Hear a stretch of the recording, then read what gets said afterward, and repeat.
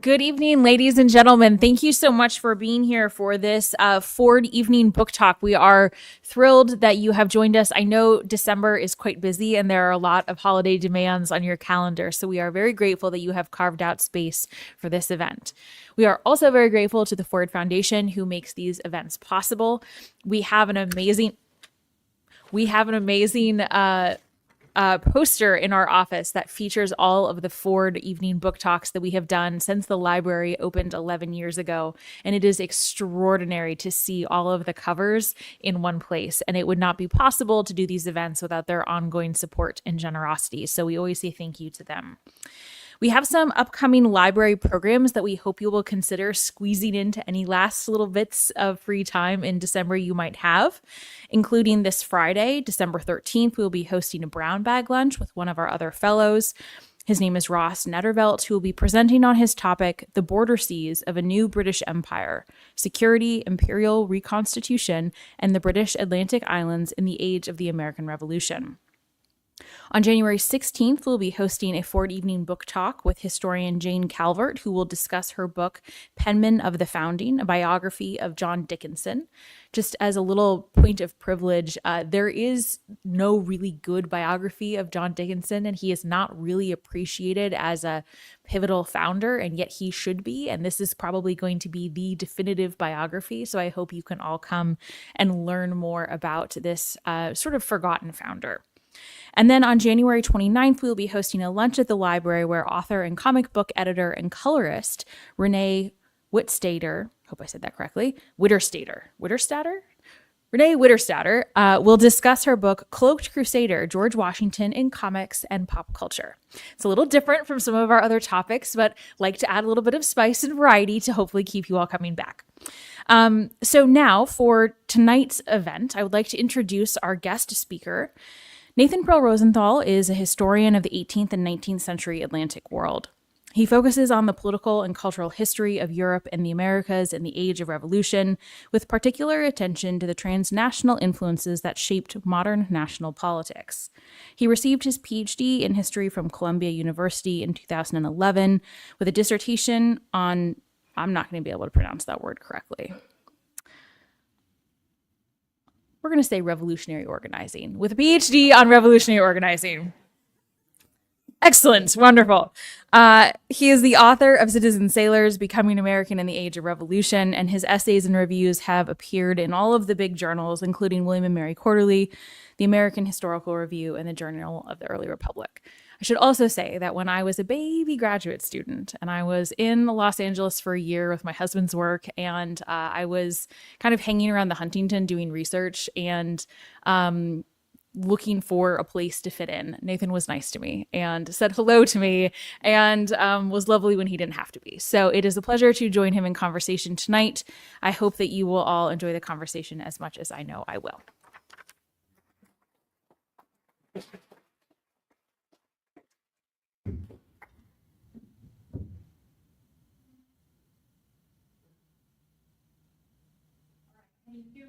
All right, excellent.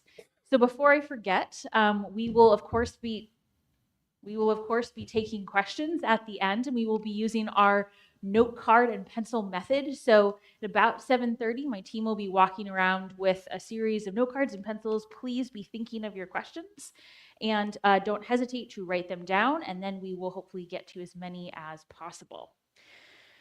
So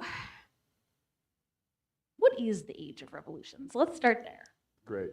Well, I feel like I have to first start by saying I was nice to you because I knew that someday you would be sitting here. Lindsay was a very, very brilliant young scholar who was like clearly going places. And so it's really wonderful to see you in this place. I have to say I was really excited when she was appointed here. It's good news for everyone. So what is the Age of Revolution? So it's, as I think of it, ask any scholar and you'll get 5 different opinions. But as I think about it in this book, it's the period from about the 1760s to the 1820s, during which basically the forms of modern politics emerge.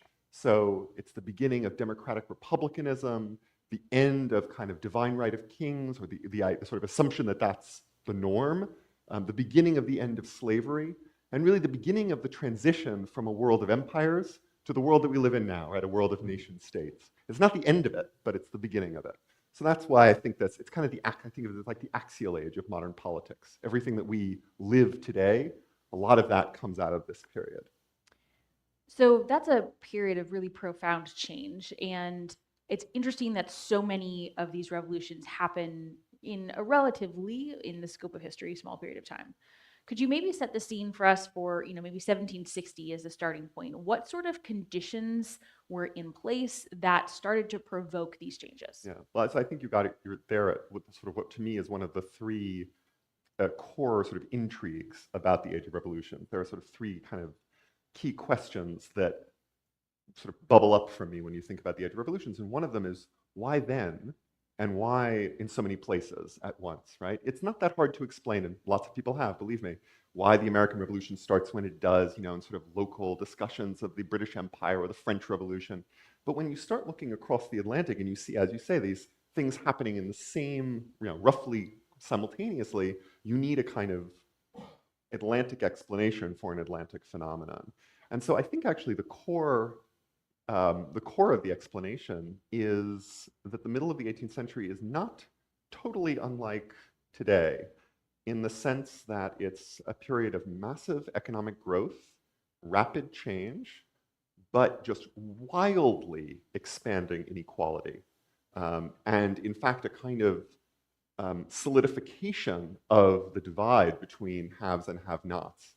So in the middle of the 18th century, and that you can see this most clearly actually in the rise of slavery. So the Saint-Domingue, the key colony of France, which becomes the most productive agricultural colony in the world, goes from having 15,000 enslaved people at the beginning of the century to, by 1789, having 800,000. Okay, so like almost an 100, to almost a 100-fold increase. And what is that society other than a society in which 10% of the population owns everything, the other 90%, that is to say the enslaved, own nothing, not even themselves, and there's no chance, if you're enslaved, of becoming free, right? So these are very unequal societies, and ones in which your station in life, where you're born, is likely to remain sort of where you are. And it turns out people don't like that very much, then or probably now. And so there's a kind of resistance, I would say, to this social rigidity, to this sort of rigidifying social world, and a desire for more flexibility, more ability to rise, more ability to change, which is, of course, you can talk about the Enlightenment as well as providing kind of intellectual justifications for this, but I think it's really coming out of this social world. And I'm so tempted now to say John Adams, but okay. Give me 1 second. You all know that I will get to John We're going to Adams. get to John Adams. I can guarantee it. And we're also going to get to John Quincy Adams. So this is a double Adams win night. Don't tell the big boss across the street. So I want to talk a little bit about some of the figures and some of the revolutions that sort of one at a time that you emphasize and you highlight, but it's a really unique way of looking at revolutions. And so I think actually maybe the best place to start is, how did you put this book together? Why did you pick these people and why did you pick these places? Yeah, so it's a gigantic sort of topic in many ways, and I focus in particular on the question of political organizing, which you're absolutely right is the kind of the core interest. But even within that, I had to kind of have entry points into the topic because we're talking about the whole Atlantic world over 60 years. So I looked at particular places, some of them obvious, like Paris, some of them a lot less obvious and a little idiosyncratic, like Genoa. There's a half a chapter about Genoa, which is like fascinating. I focus on Cusco in the high Andes, and try to compare it to other places that are similar to it, but I sort of focus on those places. And I focus on certain kinds of practices like letter writing. But as we were pointing out, one of the things I focus on is people. And so there are basically 6 biographies or kind of biographical strands threaded through the book. And these are sort of, well, 2 of them are representations of, this is a portrait of one of them, but the other 2 are representations. And can I just introduce them? Go for it, please. So over here, I'll give you the easiest one here. This is Louis-Augustin Bosc. Now, this man has universal name recognition in the United States because he's the namesake of the Bosc pear. Okay, universal name recognition. In France, nobody's ever heard of him because they don't call it a Basque pear there, so that's pretty funny. But so he's a French revolutionary. He's close with these leading figures in the French Revolution. He kind of survives the terror by the skin of his teeth, hiding out in a forest studying spiders. I've actually looked at his manuscript of his spider study from 1794. As one does. As one does. It's very cool. I didn't understand it at all. And then he comes to America, actually spends a year here. He falls in love with the much younger daughter of his friend, a little Humbert moment. And then he goes back to France and becomes a sort of leading botanist. And so he's one of these people I sort of trace through to think about what is it like to live through revolutionary transformation? What is it? How do you do that? And he actually says, after the terror, he says, I don't know what to do with myself. All of his close friends have been murdered. And how do you sort of restart your life? How do you find your way? So that's the kind of question that I think looking through these individuals gives you. Up at the top, I'm very fond of this. This is representing one of the personages, a woman named Madre Maria de la Concepción Rivadeneira, who is a Madre Maria, who is a cloistered nun in Cusco. And according to the Viceroy of Peru, that is the head of the government in Peru, she is personally responsible for all of the problems in the Viceroyalty of Peru during the 1780s, including, one might add, the largest colonial uprising of the 18th century. Now, she's not personally responsible for that, but she is closely connected to all of them. And this is what I love. So this picture is in the Sala Capitular of her convent, which is the chapter house. That is where the most sort of solemn room of the convent where they do their elections. And so it has geometric patterns on the ground, on the bottom sort of register. Then above it, at eye level, it has a whole series of these scenes of aristocratic life. And I think she sees herself as this. She comes from this prominent Cusco family. And then above it are these very big images of saints. But you really don't see the images of saints. All you see is these images of aristocratic life, this woman being sung to. So she's also one of these people who I use to kind of tunnel through uprisings in Peru and South America. And then this one these are charity vouchers distributed by a woman named Marie Bunel, who was born into slavery in Saint-Domingue. And she becomes free before the Haitian Revolution in the 1790s. She becomes a merchant, a kind of trader. And she starts distributing charity to the less fortunate, particularly, I think, to the enslaved and the poor formerly enslaved. And what I love about this image is, so this is from an archive in Philadelphia, because she came and lived in Philadelphia towards the end of her life. But I don't know if you can see, this is the watermark at the bottom here is a French watermark. So this is paper from France, produced in France, which is brought to Saint-Domingue. She cuts it up, makes it into charity vouchers, distributes it. She gets them back when the charity is distributed, and she takes them with her when she goes to Philadelphia. So she's got there are these amazing sort of expressions of her circulation in this revolutionary world from Saint-Domingue in the Haitian Revolution. And she's friends with Toussaint Louverture, if you know who that is, with Henri Christophe, who's the first king of Haiti. So again, there are these people, ordinary people really, but who have these kind of extraordinary lives in the middle of revolution. And so I sort of try to follow them like tunneling through the revolutions. Well, so as you just said, like they are in some ways quite ordinary, and in some ways they're quite extraordinary because we still know their name, or can find their name, or you can find their name. And so that is amazing, especially because several of them are women. And one of the subjects we regularly talk about is certain women don't leave the same sort of written record behind. They're often not captured in the early history books because they weren't the generals or the kings. So why was it important to you to pick ordinary women? Right. So it turns out, and I'm just finding this out, that half of the human population is female. No, I mean, it is a little ridiculous if you're trying to talk about the age of revolutions in some general sense, and if you can't at least try to talk about women, it seems absurd to me. And it seemed important to me, especially, to really try, because these movements are very diverse, because part of the argument of the book really is that what makes revolution happen is forming alliances across lines of status, lines of class, lines of race, and to a certain extent across lines of gender or sex. You have to show that in part by showing people who are on those different sides.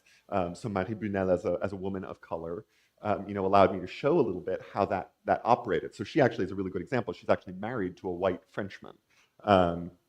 And she and her husband are this sort of one of the crucial sort of people connecting the non-white leadership of the Haitian Revolution to the fairly large and still quite powerful white population of Saint-Domingue, of Haiti.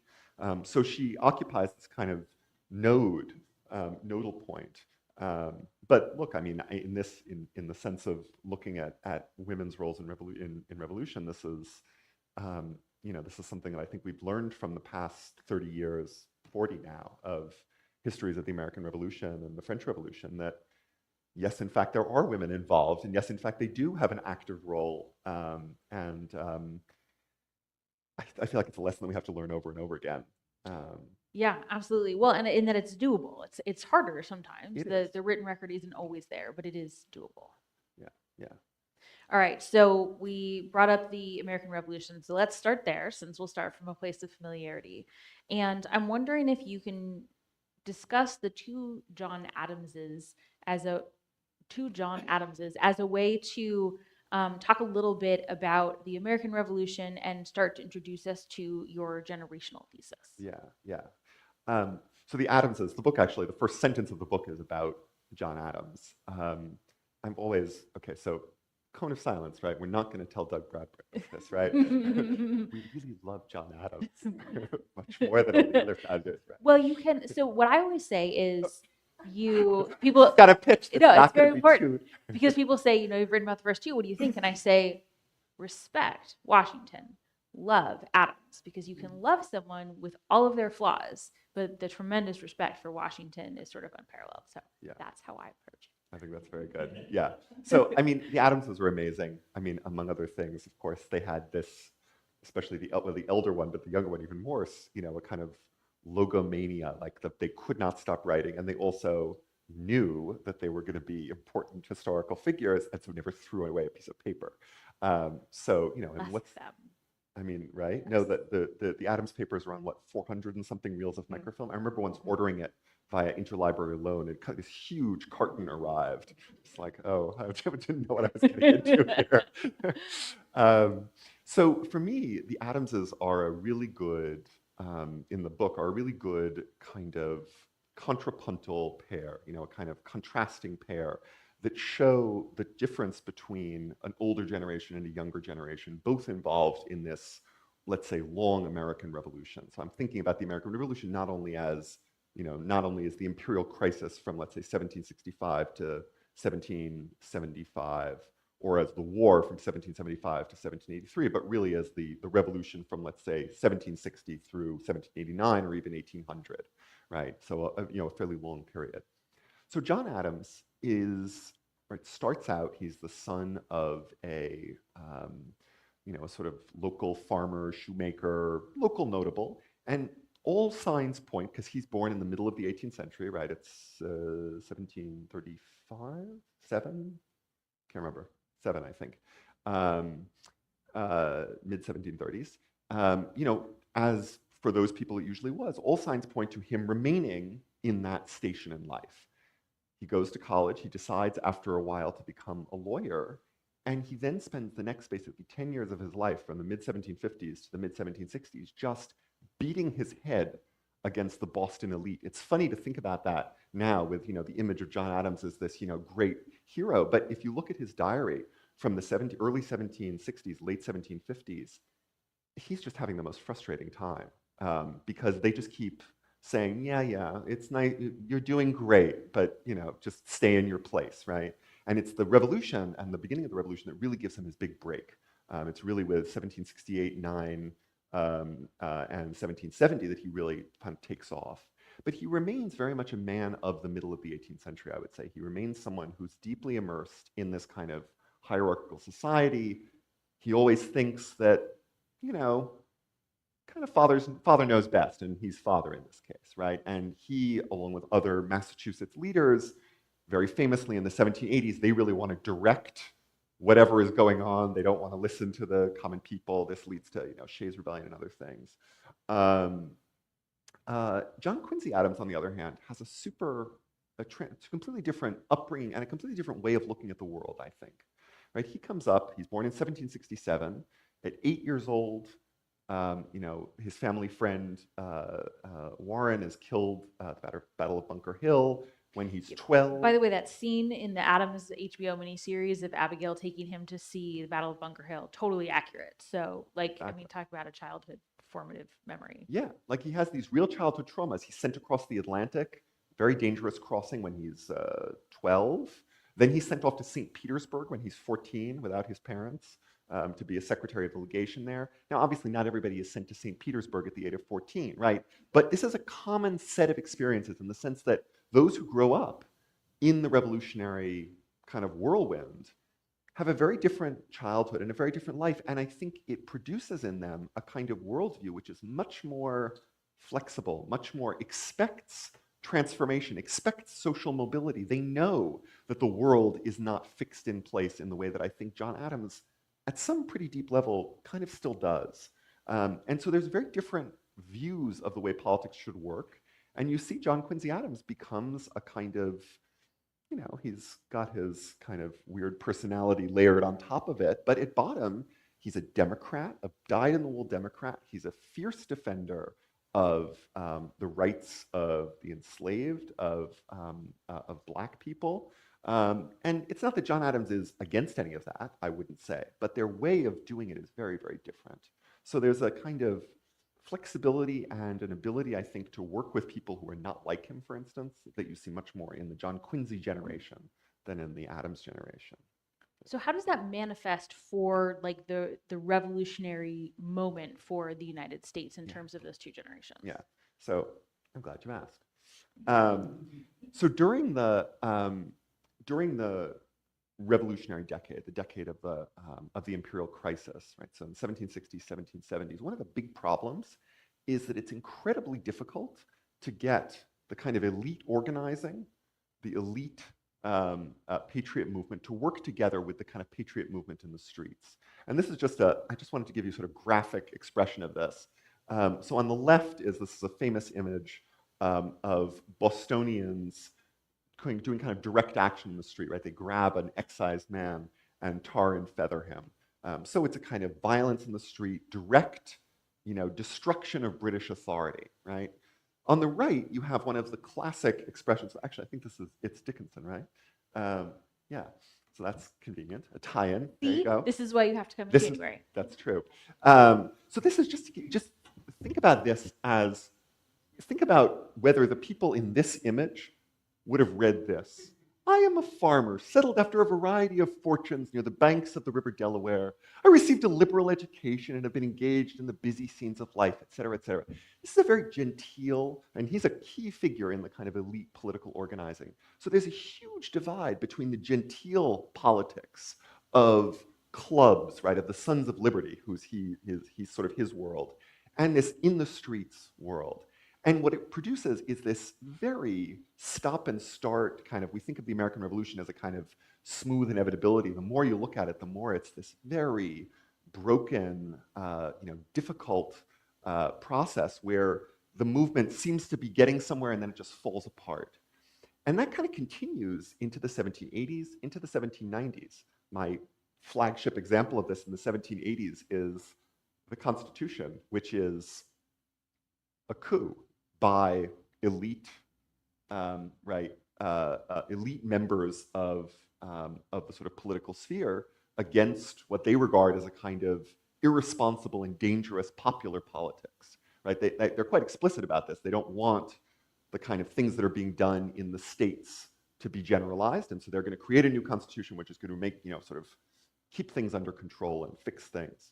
And this continues through the 1790s. And what's interesting is that then at the very end of the 1790s, and then right after 1800, something clicks into place. And I think it's this generational shift. It's a new sort of rising group, of whom John Quincy is one, who basically generationally kind of take over politics. And almost immediately, you see the creation of very large-scale party organizing, which links together party leaders, and a sort of, in a hierarchical structure, but a hierarchical but sort of interdependent structure, high-level political organizing, elite political organizing, and mass politics. So by 1800, but in 1795, there's virtually no mass politics to speak of in the United States. By 1800, there are statewide party organizations which connect elite political leaders to large electorates all across the United States. And this electorate, of course, is the one that wins the election of 1800, which defeats the Federalist. And it turns out to be incredibly stable. For 20 years more, the Democratic Republicans never lose an election, I mean, they do crazy things. Jefferson basically closes off all the trade in the country in 1807. It's disastrous. They still win the elections because they have this structure, structure of political organizing that's very, very resilient, that kind of unites the top and the bottom. And John Quincy Adams is one of the people who's moving through that political structure. So, just to say one more thing, what's amazing to me is that this transformation is not just a US transformation. It's actually happening all around the Atlantic world in this period, or that's at least the argument that I make.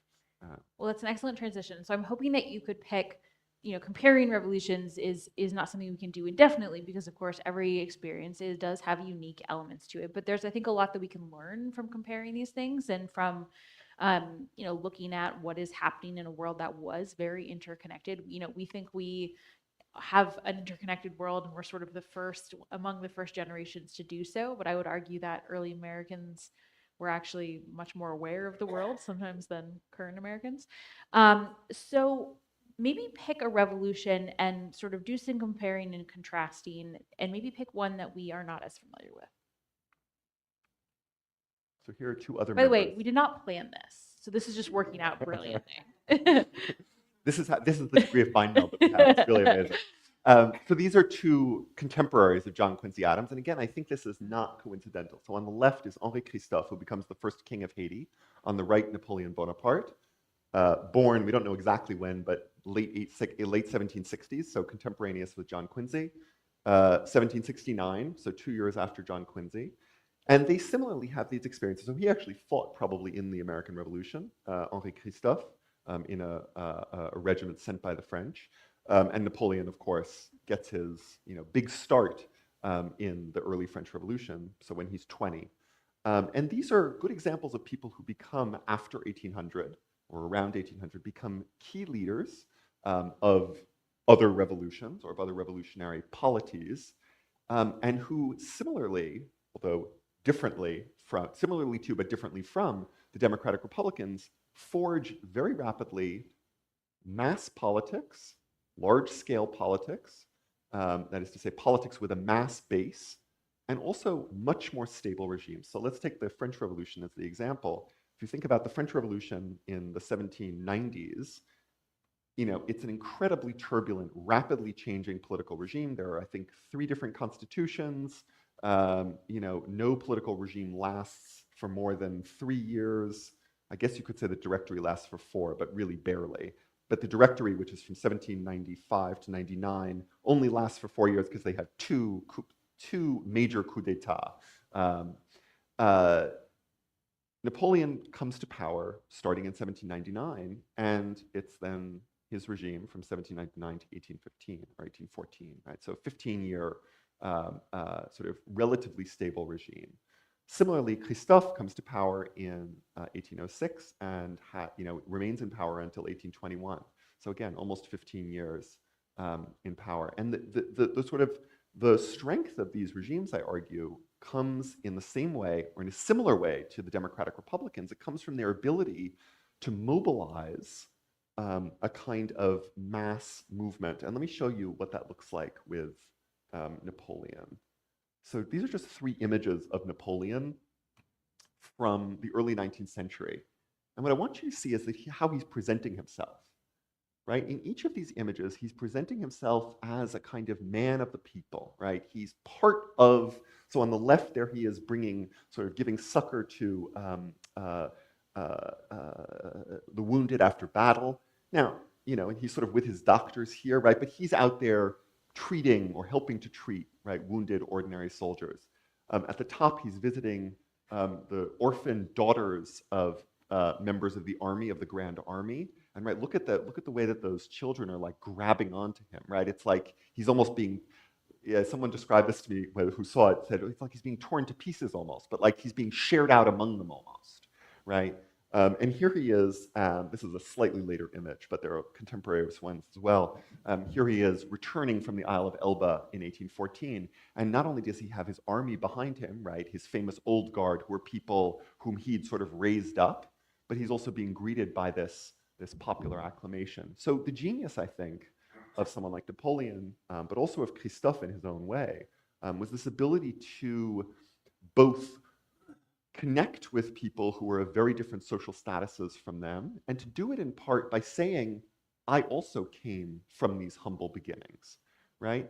And I would submit, and maybe this is wrong, maybe someone can prove me wrong here, that would be not surprising, but there aren't images of Washington really like this, right? This is not an image you see of Washington. The image that you see in the United States that most resembles this is the images of like Jacksonian democracy from a little bit later, right? Where you have kind of an image of the president or political leader sort of surrounded by the common people, right? Um, Yeah, I mean, I think there are a couple of I mean, there are certainly examples of during the war with him and his soldiers, but I think that's a really interesting parallel because the army inherently had to pull from a lot of different classes and a lot of different places and had to bring yeah, together people that didn't really have much in common. And so doing a lot of the same forces that you're talking about at a time when it was really hard to do that and there wasn't a lot of basis for it. yeah. Well, I think that's a great point because also one of the big differences, of course, between the Continental Army and these armies that I'm talking about, so both Christophe and Napoleon, oopsie, both Christophe and Napoleon in part build their mass politics on the back of an army. That's in part the way Mm-hmm. that they build mass political structures. The army is a kind of political structure for them. One of the differences is that these armies remain in the field, they remain mobilized and active. I mean, in the case of Napoleon, actually conquering territory. Christophe's army isn't really conquering territory, but it's protecting the boundaries of the Haitian state, which is this island of freedom, right, for Afro-descended people in the Atlantic world. And so I think one of the differences is that it forms a kind of stable basis, whereas the Continental Army, not very stable even when it's in the field. And in 1783, and not even, I think it's starts dissolving in 82, right? It just sort of it's gone, right? And what mostly is left, at least in the initial post-war period, is the Society of the Cincinnati, which Mm-hmm. is kind of an elite Extremely, extremely. group. So it Yeah. actually, I think, works in the other Yeah. direction, that it reinforces this idea that there is a kind of a social elite that should be in charge, right? And I think that is very much, I mean, this is not a criticism of George Washington. I'm Mm-hmm. more or less saying I think he's a man of his time, and also a patrician. I mean, he's the closest thing there is to an aristocrat, really, and except maybe some of those South Carolina folks in revolutionary America. So it's not surprising that he thinks that he walks into a room and he should be in command of the room. That's he had lived his whole life having that experience, and so I don't think it's Mm-hmm. remarkable that he, in a Mm-hmm. sense, thinks that that should continue to be the case. So I'm gonna do a couple more questions, but we're gonna start passing around the note card. So please let Nell and Stephen know if you want a note card and want to write things down. Um, so before I get to my last fun question, I want to, one of the things I think you pull in as a hook, which is really fascinating, is the concept of widespread mobilization as an essential quality for long-term change, not just short-term change. And you hook that to, something we might want to think about as we're going forward. So I'm wondering if you could just talk a little bit about what you mean by mobilization and what maybe you mean by long-term change. You had to keep the hard questions at the end. Um, so, look, I think the revolutionary era, when revolution is happening, and I have a pretty broad definition. I try to have um, a big tent view of revolution in this period. So there are things that I would include in the category of revolution. If you're really interested in this, you can look at the first footnote of the book, which has a reference to an article that I wrote, which makes the case. But unless you really like intellectual history, it's probably not for you. Um, but if you do, it's great. So I try to use a broad definition of revolution. But look, when revolutions are happening, some of the ideas, some of the practices, some of the reforms are really big and important. And other ones are kind of like, well, this might be a great idea. And it turns out it's not that fundamental. So like the French Revolution, they come up with a new calendar, right? Where all of the months are named after the weather in Paris during that month. There's a very funny parody of this by a British cartoonist who describes them as like sneezy, rainy, dreary. But it's true, that's what they're called. They're called like nivose, which is like snowy, pluviose, which is rainy. It's really annoying as a historian when you're trying to like figure out what the date of a certain something is, and all of a sudden you have this new calendar and you're having to like go back and That forth. is true. Do you not have one of the concordance tables? I'll get you one. They're great. Well, yes, of course. I have one on every desk. I have no idea what you're talking about. One of these presses printed one. It's really awesome. So, is that there? You can make an argument for why that's really consequential, but in the final equation, you know, having the calendar months renamed does not put food on the table. It doesn't change the amount of money that you inherit from your parents, right? So I think sometimes we get a little, as historians, we get a little focused on some of these kind of flash in the pan changes. The change from vous to tu, right? So in France, they start using the informal form of address instead of the formal one. And then they switch back, and they still use both in France. So I think part of the question is what allows what to me is more fundamental transformations to take place. Transformations in the law, transformations in the social order, transformations in the way that people relate to one another in a society. The possibilities for understanding people who are either racially or socially, or class different from you as having the same kinds of rights that you should have. And I think that stuff is really hard, really, really hard, and takes time. And so my view, I guess, I suppose it's an assumption of the book, is that for that kind of change to happen, you really have to have a political movement that's able to kind of hold its own against all the people who don't want things to change. Because there are going to be people who don't want things to change. And I think the only way to do that, and you can see people in the 18th century saying this themselves, the only way to do that is to have a fairly broad-based political movement, right? You need to have buy-in from a lot of different people, a lot of different groups to make that happen. So again, to do that, you have to be able to sustain these connections across lines of class, across lines of potentially of racial difference, and I think that's what allows, ultimately the triumph, let's say, of democratic politics, even if it's not happening under these guys, but it's still percolating in some fashion, and ultimately is able to kind of realize itself by the middle of the 19th century, if not earlier. Okay, so here's my fun question. Every historian that I've ever spoken to has ever written a book. There's always been a question they could not answer, a document they could not find, a sword that they're still looking for. What was your thing that you could not answer? Thing that I could not answer. God, this book has so many things that I could not answer. I'm sort of lost at a loss for what to say. What was the one that like most drove you quite crazy that you couldn't fall asleep about, or you spent hours doing this in the archives because you couldn't find it? So what was your most frustrating? What I really was frustrated about was that I couldn't figure out the end of Marie Brunel's story, because the archive runs out. The end of the archive doesn't tell you what happens to her. And she may have gone back to Haiti at some point. Her husband definitely went back to Haiti. She might have died. I mean, she definitely died. Like wandering around still. But that was the kind of incomplete. Everyone else, I was able to kind of wrap the story in some fashion.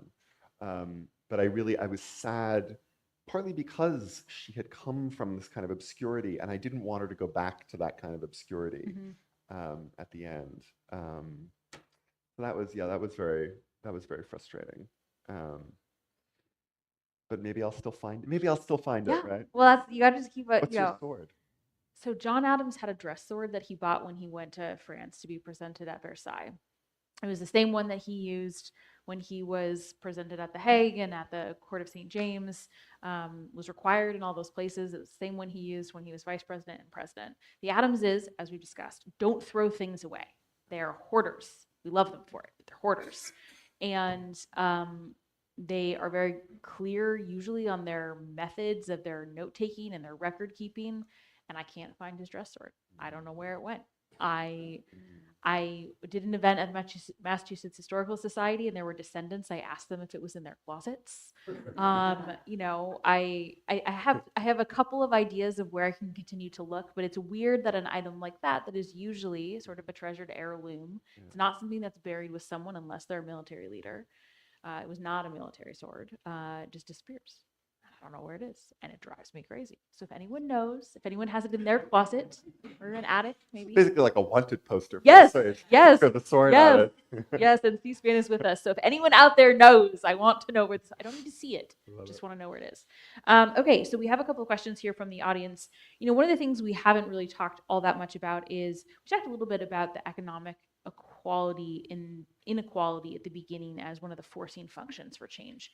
But this was also a period of great economic shift in terms of how people were thinking about things, increase in trade, and also technological change. Could you explain, if you think those things have a role, how do they fit into this age of revolution? Yeah. So it's a great question. So I take a slightly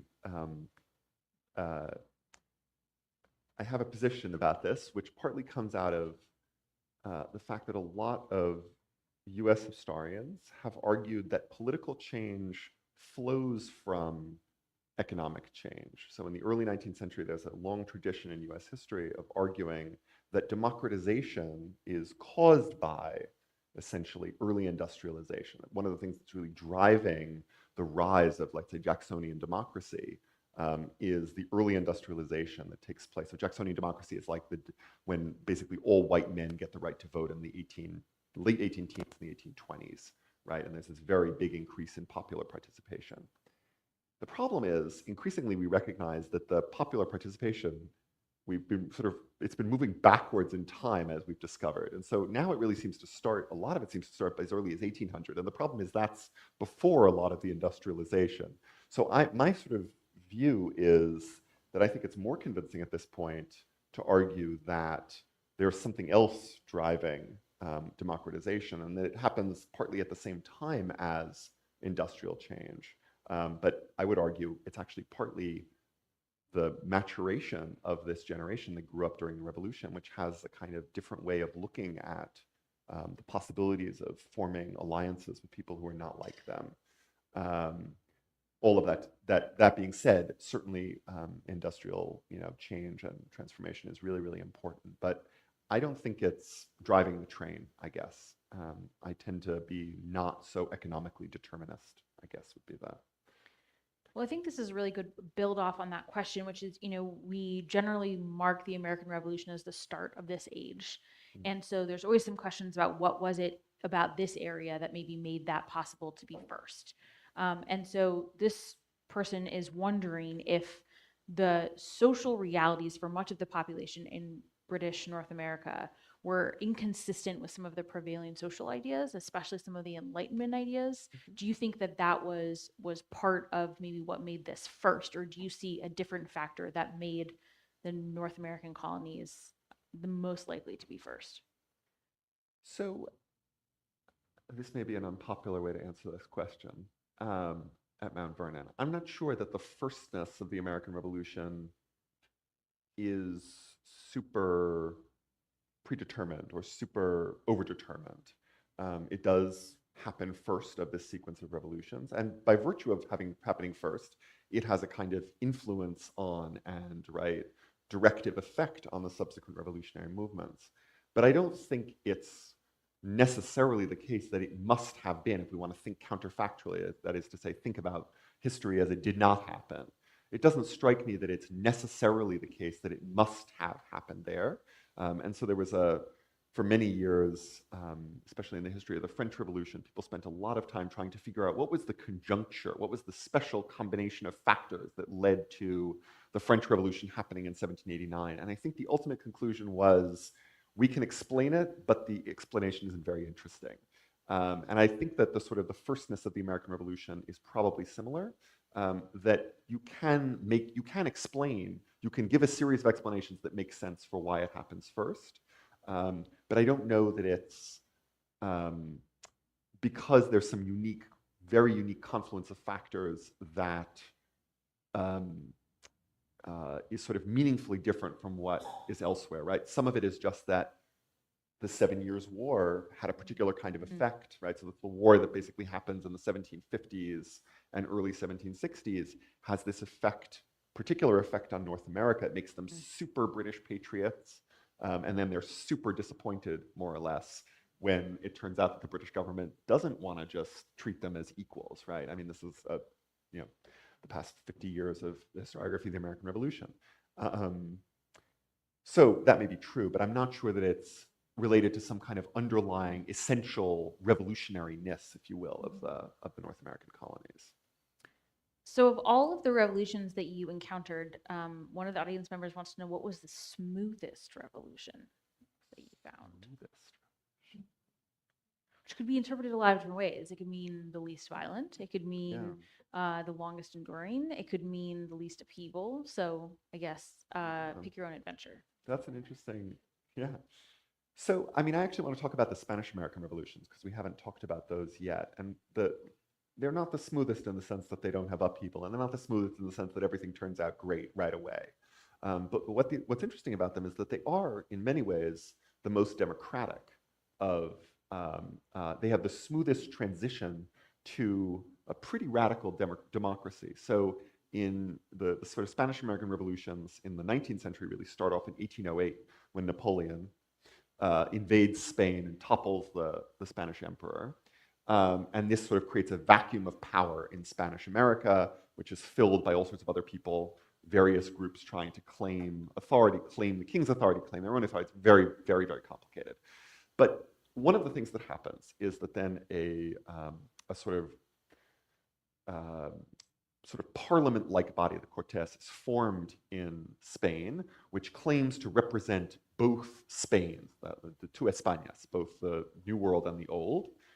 And this Cortes says, you know what, we're going to reform the government and we're going to create, we're going to basically sort of transform an old institution, the Cabildo, the city council, and we're going to give it new kinds of powers and we're going to make it representative. And so in 1812, 1813, all across Spanish America, they have elections for the cabildos, for these city councils, and they're extraordinarily democratic, far more democratic and far larger elections than almost anywhere else in the Atlantic world. They allow most white men to vote. Many Native people are voting. Black people are voting. There are even discussions about letting women vote, which is very, very unusual in this period. And there are huge numbers of people voting. In Mexico City, there are tens of thousands of people who are voting. And what's amazing, and this is why I'm saying smooth, is there's no prior experience of large-scale elections, right? Wow. So it's as if this just emerges. And so this is one of the things that makes me think that the ability to form these kind of, do this political organizing at scale, it doesn't come out of a long experience of political organizing. It comes out of an increasing experience of doing things together socially across class lines, going to theaters, socializing in the streets, right? Thinking about society as this fairly fluid mass entity. And so the aftermath after 1812, 1813 is not super smooth, but there is this incredibly smooth transition to a very radical democracy right away in Spanish America, which is really remarkable. That's really interesting. Well, especially because, like, as you said, sort of the general, I think the prevailing idea about a nation undergoing democratization is that it takes a while to learn how to do these things, to cultivate a culture around democratic practice, you know, to learn how to vote and to incorporate that into your regular civic duties. But what you're suggesting is that this kind of almost comes out of nowhere, but it comes out of a much larger social experience that can produce that activity. Yeah, exactly. And that's not to say that there isn't also an apprenticeship that takes place in the political process itself. It does, I think, and people have shown that in the French Revolution, for instance. But I do think that there's something, there seem to be, it seems to happen very slowly until it happens very fast, as it does in the United States. You know, at the very end of the 1790s, it really is, I mean, this is, you know, that old work by Noble Cunningham. You know, it just really rapidly goes from being pretty small scale organizing to being big party organizations that seem to, and somehow everybody knows how to do that. It's very puzzling. That Noble Cunningham is a name I have not heard in quite some time. So that's a Great nice, work. nice throwback. Is there a revolution that you left out that was hard to sort of leave on the cutting room floor?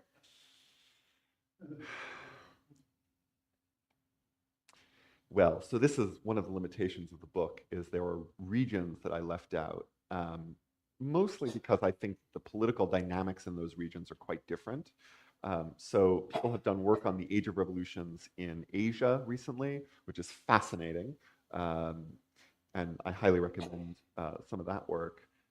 People have worked on the Age of Revolutions in Native North America. So I do deal with Native South America, Native Spanish America, but Native North America, which is to say the parts of North America that are really still under Native sovereignty. That work is also really interesting, but I think also has its own dynamic. The region where I think I could have, where you might have seen similar dynamics, but I really wasn't able to kind of draw it in, partly because the work is so new, was West Africa. So there's really interesting work being done right now on the Age of Revolutions in West Africa that really makes the case that people in West Africa are actually, aware of what's going on in North America, in Europe, even in the Caribbean, that this information is flowing to them, that they're participating in some fashion. But unfortunately, this was what's frustrating to me, was that the literature is so new and so kind of unfolding.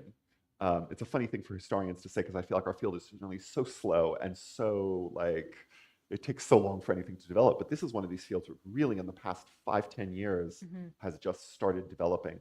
But it didn't feel to me like it was at a place where I could quite make it work. Because part of this book is synthetic and part of it is archival. So it tries to move back and forth between synthesizing previous scholarship and then sort of diving into some of those individuals and other places. And I didn't feel like I had the tools that I needed to really bring it in. So that's, if I wrote this, whoever writes the next iteration of this 10 years from now will definitely, I think, put West Africa in the story, because I think it makes sense, but I just didn't feel like I was ready for it. Well, before we wrap up, I know you have been spending some time in France, which is, I'm sure, quite terrible, and terrible place to spend time. And so I'm wondering if you feel able to tell us what you might be, either what you're working on there or what you might be working on next. Yeah. So I actually have 2 books underway. One of them is a short book, which is all about 4th of July orations. So it's a little bit an extension of some of the thinking from this book, trying to think about how the 4th of July orations become a way for Americans in the 19th century to think about the American Revolution as an ongoing process. Because I think one of the things that you see in these orations is that they think the revolution's still happening in like 1850 and 1860. They're talking about it in those terms. So I'm interested in the kind of generational quality of the revolution and how it's kind of passed on. So that'll be out in 2026 for this sesquicentennial. And then what I'm really doing in France is a much longer term project, which is going to be a global history of maritime prize law. And if that sounds totally obscure to you, I totally hear you. So this is the law that governs captures of things and ships and cargoes at sea. And really what I argue is that this kind of law, this form of law, is crucial both to the building of the first European maritime empires and then to their deconstruction, to taking them apart. And so to give a little American Revolution tie-in, for instance, one of the very first things that Congress does, the Continental Congress does after it starts to meet, the Second Continental Congress, is it authorizes Americans to outfit privateers. And the reason they do this is both to annoy the British, but also they do this because only sovereign nations can authorize people to do privateering. So every time a privateer goes out with an American commission, it's basically saying, see, we're a real nation, we're independent. And that goes on into the 19th century. You see it in Spanish America too. So that's the project that I'm working on now. Wonderful. Were you a West Wing fan? A little. Are there West Wing fans in the audience? Excellent. So the episode on privateers versus privates is like privateers versus pirates is one of the like all-time greatest West Wing episodes. It's absolutely hilarious. Highly recommend checking it out. But for those of you who don't know, privateers are Basically legal pirates. and they count as revolutionaries in DAR membership, just in case you're curious. Do they really? Yes, they do. I mean, I would say pirates are privateers who are acting illegally. I think that's Sure. Or privateers are pirates with a really good get out of jail free card, That's something like that. exactly yeah. Can you all join me in thanking Nathan for being here? And thank you all so much for joining us. We hope you will come again soon and hope you have a very happy holiday season and are safe and with your loved ones.